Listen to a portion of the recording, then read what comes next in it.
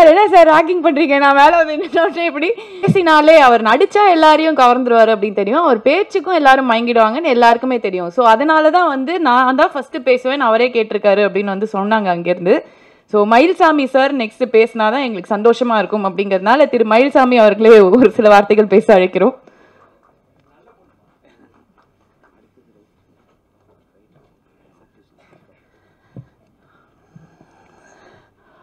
அனைவருக்கும் வணக்கம். ரொம்ப சந்தோஷமாக இருக்குது. எத்தனையோ ஃபங்க்ஷனை நம்ம வந்து மீட் பண்ணியிருக்கோம். அது எந்த மாதிரி ஃபங்க்ஷன் அப்படின்னு சொல்லும்போது தான் மனசுக்கு சந்தோஷம். நெஞ்சுக்கு நீதி இந்த படத்தில் கதாநாயகனாக உதயநிதி சார் அவர்கள் நடிச்சிருக்காரு. இந்த படத்தில் எப்படி நான் வந்து எனக்கு நடிக்கிறதுக்கு சந்தர்ப்பம் வந்திருக்கு அப்படின்னு பார்த்தீங்கன்னா அதுக்கு உதயநிதி சார் தான் காரணம். ஏன்னா அவர் கூட நான் இது 4வது படமோ 5வது படமோ பண்ணியிருக்கேன். இதே கம்பெனிலே கோயம்புத்தூரில் வேறொரு படத்தில் ஆர்ஜே பாலாஜி சத்யராஜோட காம்பினேஷனில் நம்ம நடிச்சிட்டு இருக்கும்போது யதார்த்தமாக 5 மணிக்கு ஒரு ஃபோன் பண்ணேன்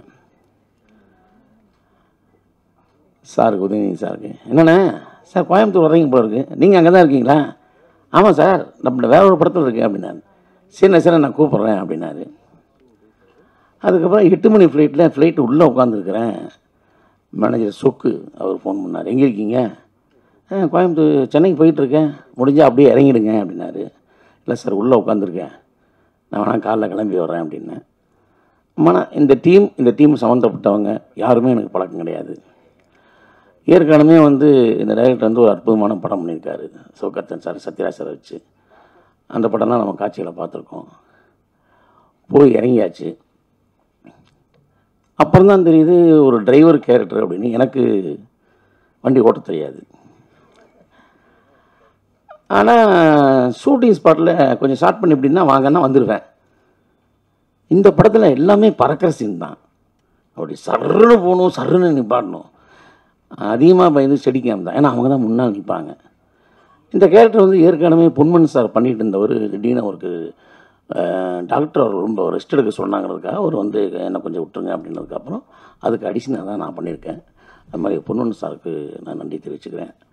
அப்புறம் இந்த ஊரில் இறங்கின உடனே எனக்கு பொள்ளாச்சி கிட்டத்தட்ட என் தங்கச்சி படித்த வந்து நான் பொள்ளாச்சி நிறைய படத்துக்கு போயிருக்கேன். நல்ல ஊர், நல்ல கலர், வயலும் ஒரு இப்படி தான் இருக்கும். டைரக்டர் முதல்ல பார்க்குறேன், ஏற்கனவே பார்த்துருக்கேன், கொஞ்சம் கொஞ்சம் தான் பேசுவேன். ஆனால் அவரோட ஸ்டைல் என்னென்னு எனக்கு தெரியாது. நான் இறங்கினோன்னா கேட்டேன், சார் என்ன கேரக்டர்னு தெரியாது, உங்களுக்கு காமெடி மயில்சாமி வேணுமா இல்லை வேறு மாதிரி மயில்சாமி வேணுமான்னு. அந்த காமெடி மயில்சாமி இருக்கக்கூடாது, பாடியில் எந்த ஒரு ரியாக்ஷன் இருக்கக்கூடாது. Thanks sir. அவ்வளோதான். நான் அன்னையிலேருந்தே ஃபிக்ஸ் பண்ணிட்டேன். காலையில் ட்ரெஸ் போடுவேன், எங்கே சூடாக இட்லி இருக்குன்னு தேடுவேன். அப்புறம் மத்தியானம் நானே சமைப்பேன், சாப்பிடுவேன், வண்டி ஓட்டுவேன். ஏதோ சின்ன சின்ன டைலாக் இருக்கும். அப்புறம் அந்த ரைட்டர் யோசனை பண்ணியிருக்காரு, மயில்சாமி வட்டாரு வட்டாருக்கு ஏதாவது கொடுக்கணுமே அப்படின்னு அங்கங்கே கொடுத்த டைலாக் எல்லாம் ஜனங்க பேசுகிறாங்க. அப்படிங்கும்போது அந்த தமிழுக்கும் தமிழ் எழுத்துக்கும் என்னுடைய நன்றி.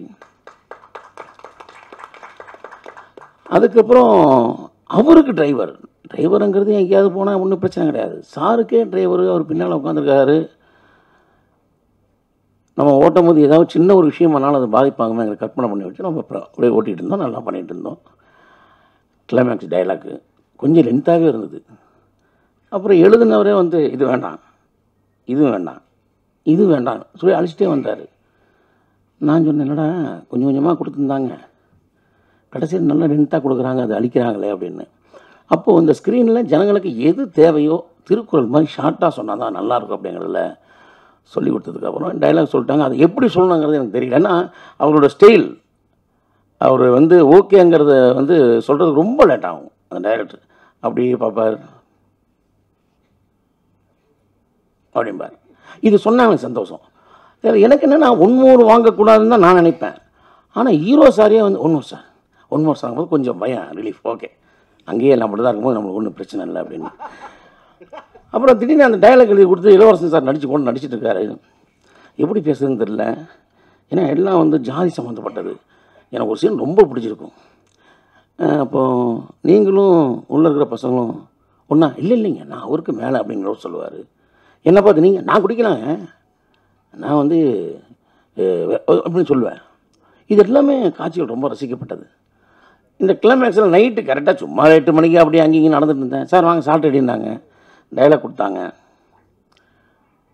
எங்கள் தாத்தா அப்பப்போ சொல்லுவார் சார் அப்படிங்கிறது அடிக்கடிக்கு சொல்லும் போது படம் பார்க்குறவங்க நேரத்தில் தாத்தா அங்கிற மாதிரி சுச்சுவேஷனில் வரும்போது ஒவ்வொரு ஜாதிக்கு ஒவ்வொரு குணம் இருக்கும். அவங்க அப்படித்தான் அப்படியே ஃபீல் பண்ணி எங்கள் தாத்தா இப்போ உயிரோடு இல்லை சார், அண்ணா ஏதோ தாத்தாவை பெருமையாக சொல்கிற மாதிரி போயா மயிறு அப்படிங்கும்போது அந்த தேட்டரில் கை தட்டும் போது உண்மையிலேயே எனக்கு ரொம்ப சந்தோஷமாக இருந்தது. அப்போவே அந்த இடத்துலையே இளவரசன் வந்து எனக்கு கட்டி பிடிச்சி இதோட ரியாக்ஷன் என்னங்கிற தேட்டரில் பாடுறா அப்படின்னாரு.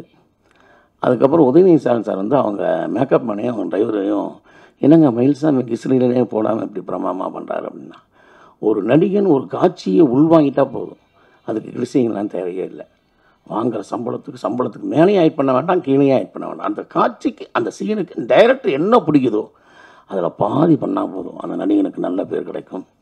அதே நேரத்தில் இங்கே நிறைய பேர் உட்காந்துருக்குறாங்க. செம்பகமூர்த்தினை வந்து ரொம்ப நாளாக பார்த்துட்ருக்காரு சார், அந்த கம்பெனியில் இருக்கிறாரு. ஹரி எல்லாமே சூப்பர். எனக்கு அந்த ஃப்ளைட்டில் போகும்போதும் கொஞ்சம் கஷ்டப்பட்டேன், வரும்போதும் கஷ்டப்பட்டேன்.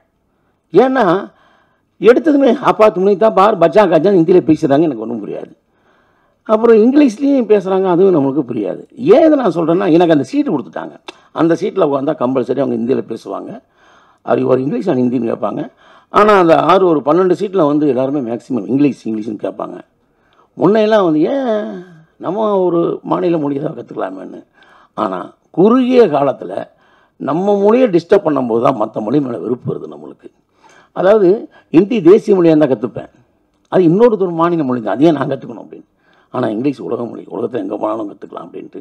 அதனால் நான் வந்ததுமே உதயநிதி சார்ட்ட கோரிக்கை வச்சது, சார் கோயம்புத்தூர்லேருந்து திருச்சிக்கு போகுது, மதுரையிலேருந்து சென்னைக்கு வருது, சென்னையிலேருந்து மறுபடியும் மதுரை போனால் இந்த விமானத்தில் தமிழ் தெரிஞ்ச ஒரு பொண்ணை வைக்கலாமே சார், அந்த பொண்ணுக்கு ஹிந்தி தெரியிட்டும் இங்கிலீஷ் தெரியிட்டும். ஏன்னா எத்தனை பேர் அங்கே தமிழ் தெரியாமல் கஷ்டப்படுறாங்கிறது பாரத ராஜாவே சொல்லியிருக்காரு என்னோடய ஃபங்க்ஷனில்.